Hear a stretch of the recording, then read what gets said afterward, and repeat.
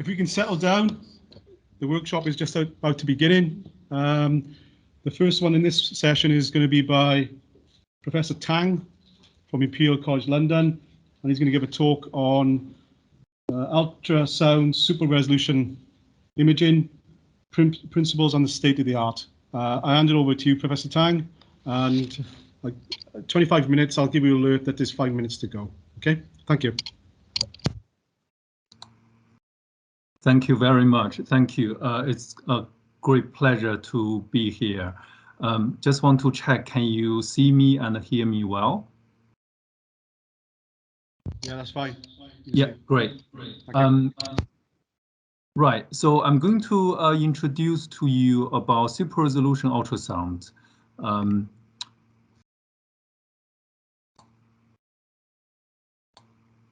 Okay. Firstly, just a quick summary of ultrasound imaging. So it's one of the most widely used clinical modality. You can see a system in here. Can you actually see my cursor when I move my cursor around? Yes, we can. Yeah. Ah, great. Thank you. So this is a typical clinical scanner. Now we also have pocket-sized ultrasound scanner. And this is our transducer, so the relay sensor. This is a sensor array in here particularly. But ultrasound has excellent safety. It's a point-of-care technology. It's affordable. It has good resolution, both in space and time. So I will talk about it, particularly if we I heard a lot about yesterday about optical imaging. So comparing to optics and photoacoustics, ultrasound has much deeper tissue penetration depths. And it can also achieve functional imaging, I will come to. So these are some of the current clinical applications of ultrasound. You're probably quite familiar in obstetrics, in radiology, and in cardiology. So this is actually a real-time cardiac image of the valve opening. So that's wonderful. And also we are looking at functional imaging, particularly blood flow, imaging tissue blood flow. So this is a vessel model where if you turn on the Doppler, excuse me, you will be able to see the vessel and the flow. You can even measure it. But the challenge here is the resolution is not great. And also we have some sensitivity issues, particularly related to this functional blood flow imaging. So if we are looking at a spectrum here about sensitivity and resolution, so sensitivity I here refer to how well you can detect, for example, the blood cells or the blood flow, right? So native without any contrast agent is blood cells. And also resolution. So we're really looking at, when you look at the Doppler, we're looking at millimeters in resolution and in sensitivity. So that's really currently the clinical imaging of this blood flow, for example. But there's lots of technological advances. You have electronics, computing, transducer, contrast agents, which really have powered the development of ultrasound imaging in the past years. And notably, the high frame rate imaging and the contrast agent I will introduce to you. So here you're looking at a plane wave transmitted by an array of sensors. And then let me just play this again. So when they hit the target, then you can see all the sensors are independently receiving the signal. Traditionally, ultrasound is not imaged in this way. They're doing like line by line scanning. You only transmit a line. But by transmitting an unfocused wave, you have and also being able to receive the signal independently in many multiple channels. Typically, there are probably 100 or more or less. Then you will be able to reconstruct a whole image per shot rather than a line per shot. So that gives you the temporal resolution now. You can actually achieve resolution of tens of thousands of frames per second in data acquisition. So that's a high frame rate, or people sometimes call it ultra fast imaging. But with this ultra fast imaging capability, then you got lots of data, then you can improve your sensitivity.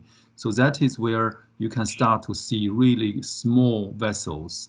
So this is a mouse liver in the conventional Doppler.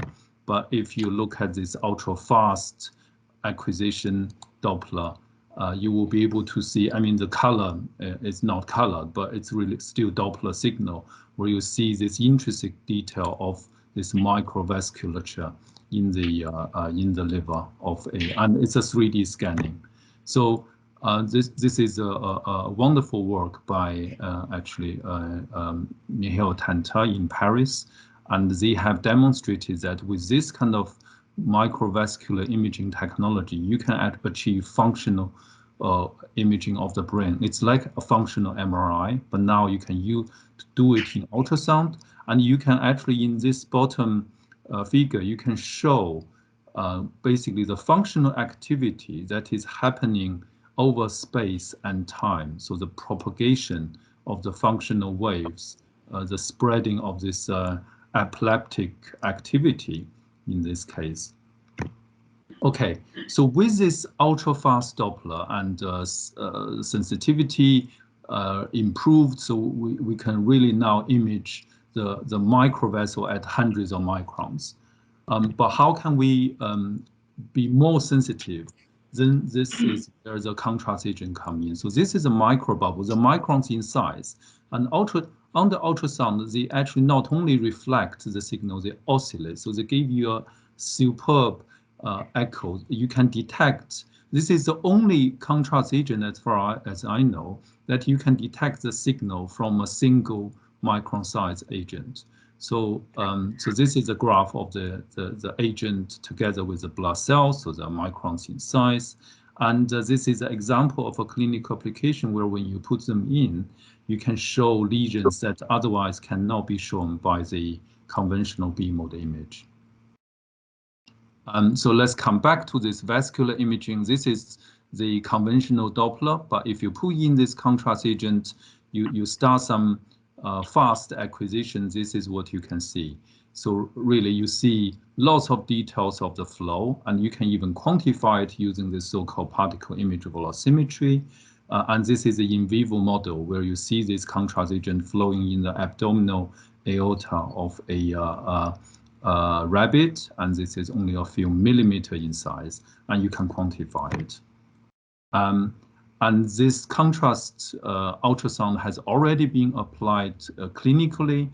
This is our recent data obtained on using high frame rate contrast ultrasound to visualize the left ventricle of a human volunteer. But on the right-hand side, you're looking at the contrast agent perfusing a liver tumor in here, and you can see the time and the space, this kind of 3D, so 2D over time information. And this is another example where this is a conventional B-mode image of a rabbit kidney, but with the contrast agent, with high frame rate acquisition, and with signal processing. We actually do a lot of signal processing in terms of coherent imaging to really reduce the noise and to generate like higher contrast vascular imaging. And this is a slowed down display of the vascular flow in this kidney with the same data, but through post-processing.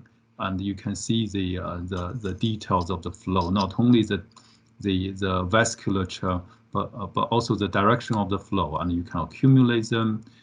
And also you can actually separate the larger, relatively larger flow, so basically flow in the larger vessels versus the flow in the micro vessels. So really with the contrast agent, we're able to achieve really towards the micron resolution. So the sensitivity is already there. The resolution is not there yet, but we are able to detect a single micro size bubble. So we are able to image the capillary. So that is coming to super resolution imaging. What is super resolution? So some people call it super resolution when it's improved resolution, but there is some more rigorous definition. So we call a super resolution as a resolution beyond the wave diffraction limit. There are different ways to define this wave diffraction limit, but a common way is like half a wavelength you use. And how to define your spatial resolution? So it is defined by the minimum distance between the two-point scatter that your imaging system can separate, right? So that's resolution. So how do you achieve this super resolution? There are different ways, and people have looked at super resolution for a long time in the past, but recently there's some very exciting development in optics. I think probably many of you are very familiar with this optical super localization microscopy.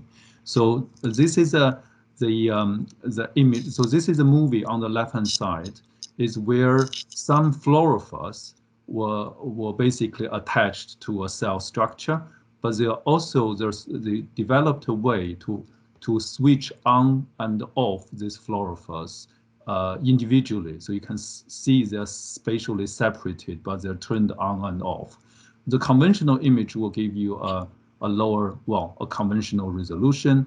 But if you can detect and localize these dots, this point spread function corresponding to individual fluorophore activation, then you can start to accumulate images, and in the end, you can generate a super resolution image.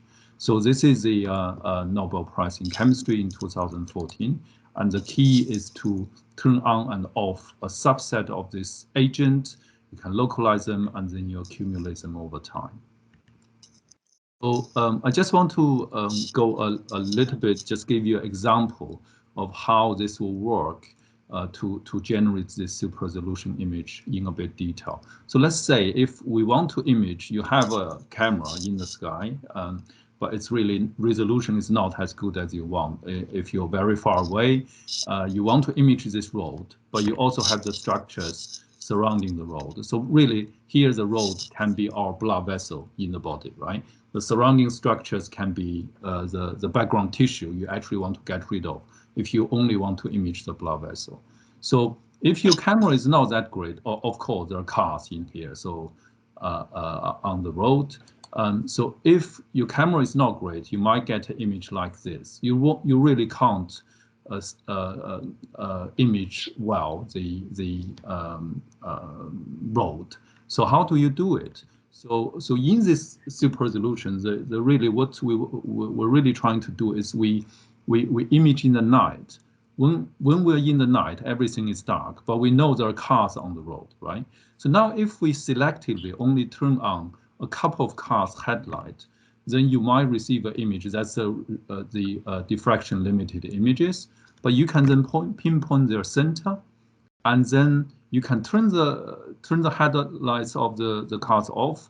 You can either let them move, then turn them on, or you can actually turn on another couple of cars headlight, and then you got 2 more points, and then you can accumulate in the end, you generate a super resolution image of this road. So that's really the principle. We started to work on this about more than 10 years ago, and this is one of our very first in vivo study where you can see this contrast agent, so you can see these dots. Those are our microbubble contrast agents that is flowing around in the vasculature, and this is the optical image of this structure.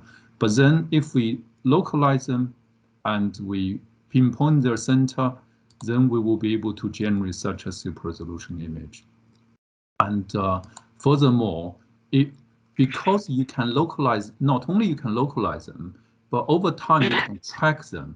So you not only generate the morphology of the images, but also the flow dynamics of the images. So in here you could see the flow direction, and in here you can see the flow velocity of this vascular structure. So really, this is a typical workflow of super resolution ultrasound through this localization. So you acquire the data, you detect this agent, you isolate it from the background, you localize them, and then you need to do tracking and in the end you generate an image. Right.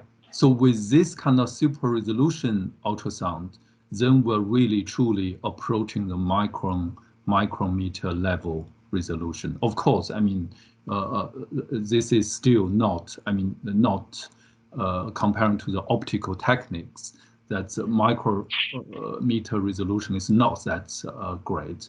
But just bear in mind, this is really an in vivo technology, and the penetration depths, we're always talking about centimeters. This micrometer level resolution with centimeter depths, penetration depths, has never been achieved before.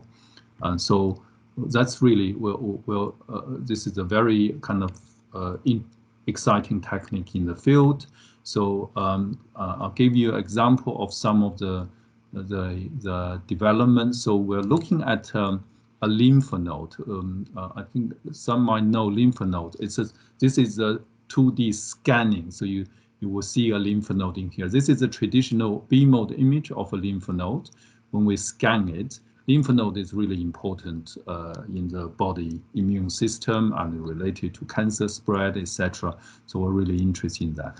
So if you crop this lymph node in here, and then if you put in the contrast agent and you use this high frame rate imaging, this is what you can get. You can see the contrast agent flowing in this. This is quite a small one. This is just a few millimeters in size, but we're doing it in vivo. And we're not cutting the lymph nodes open or anything. Right? We're imaging non-invasively for these lymph nodes. And then we can accumulate and we can generate this super resolution image of these lymph nodes. And we can generate even the direction of the blood flow. And we can also verify that we're able to separate structures that's below half a wavelength of our ultrasound. And the color tells you the direction of the flow. So we can clearly tell that there are multiple different small microvessels and they're flowing in different directions.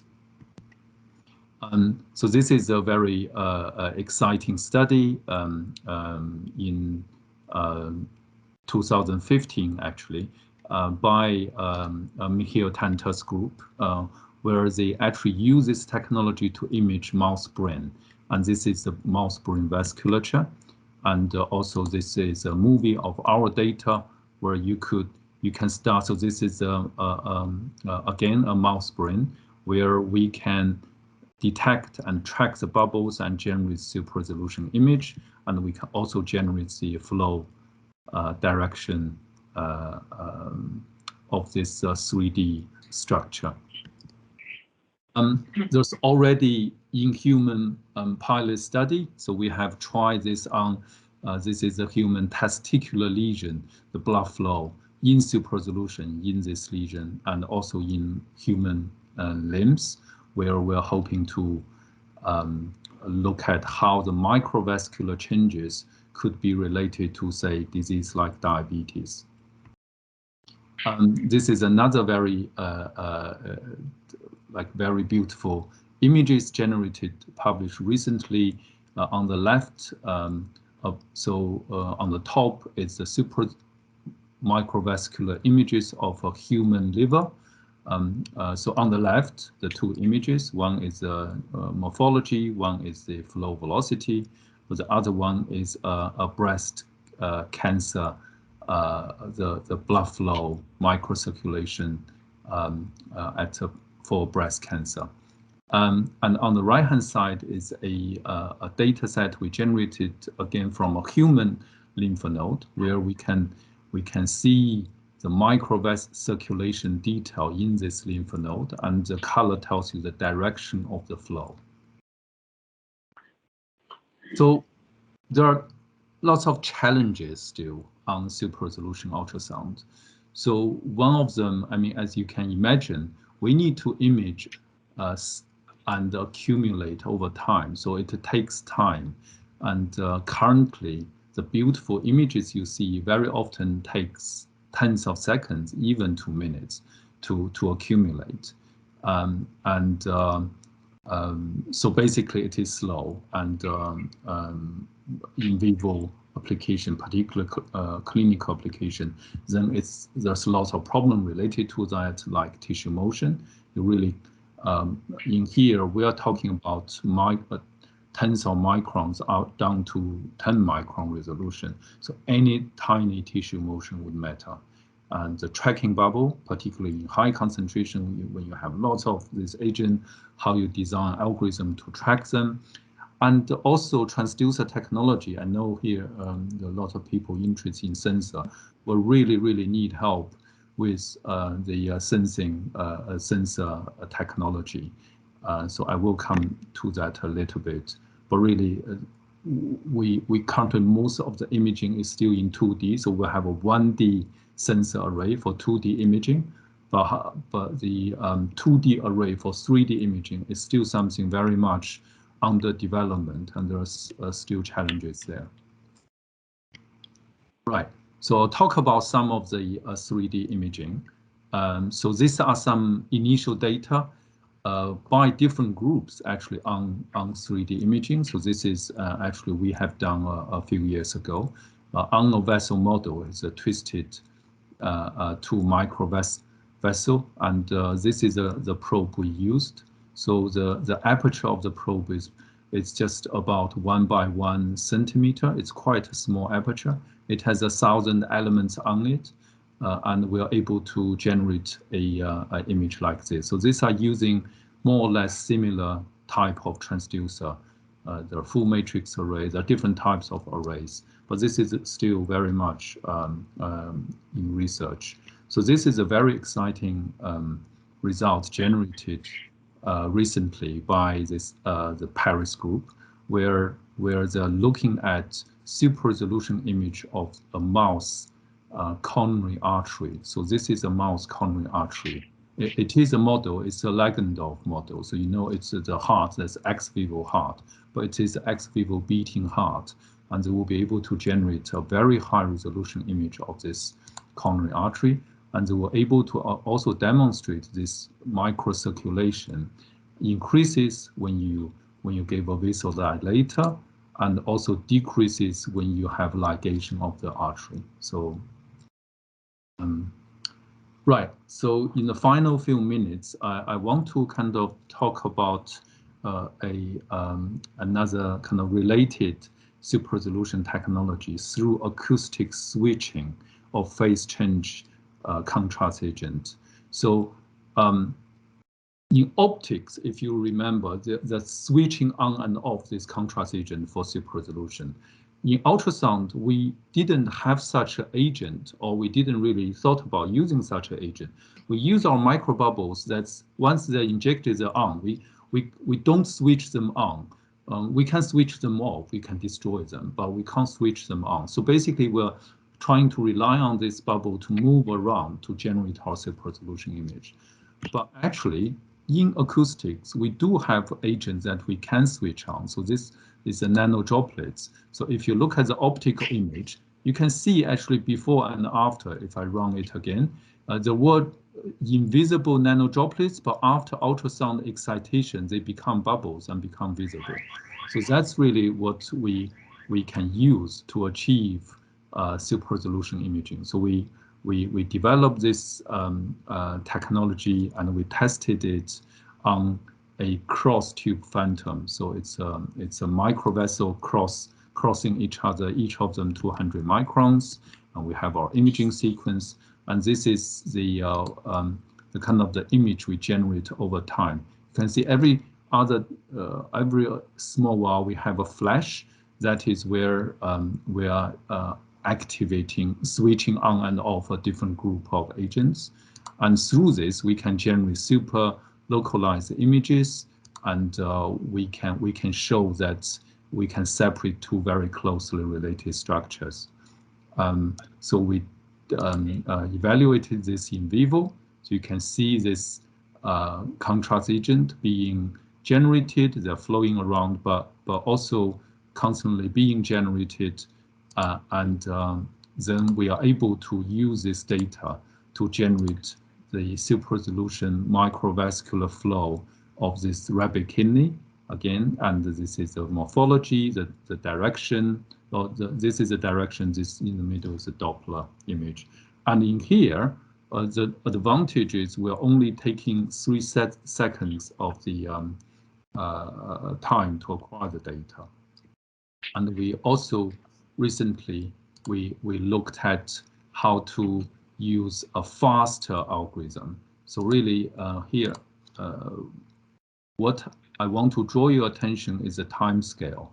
So this is milliseconds, and we are already, our technology using droplets are already starting to generate a super localized images. So we're really approaching, trying to approach real time. So this is just to show we can generate super resolution by separating 2 structures.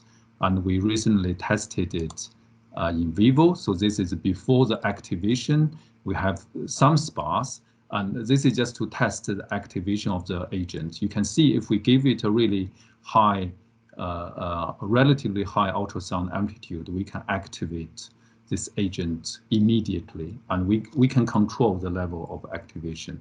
And then we can generate this localization, and within basically within a second. Okay, to summarize,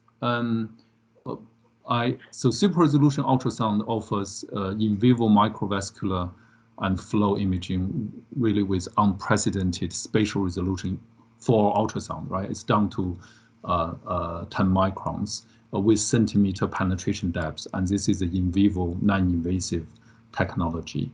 The past decades really see very significant development in this area. We still have lots of challenges, and transducer sensor is really a key one, where I would be very happy to discuss if anyone are developing ultrasound sensors. I will be very happy to discuss potential collaboration. So this is a team and a collaborator, and I also like to acknowledge my founding body. Thank you. Thank you very much. Any questions? Yeah, do you want to come? Yeah, that's best. Okay. So. Hi, I'm Vincenzo Pusino from the University of Glasgow. Thanks very much for the very interesting talk. I had a question about the contrast agents, as in I noticed that at the beginning of your talk, you mentioned that you use gas microbubbles, and from the gases that you listed, I noticed that in normally, like, they carry health and safety hazards. Is there not an issue because of the small microbubbles and small concentrations, or could you comment a little bit on that, please? Yeah, thank you. That's a very good point I should clarify. So these are micro-sized bubbles, so the gas volume in them are tiny. So, and they are also designed to not coalesce to form larger bubbles by the surface chemistry, etc. So in the end, they're really like the material is just lipid. The shell is a lipid. The inside is like typically perfluorocarbon gas, and the tiny gas volume is very small.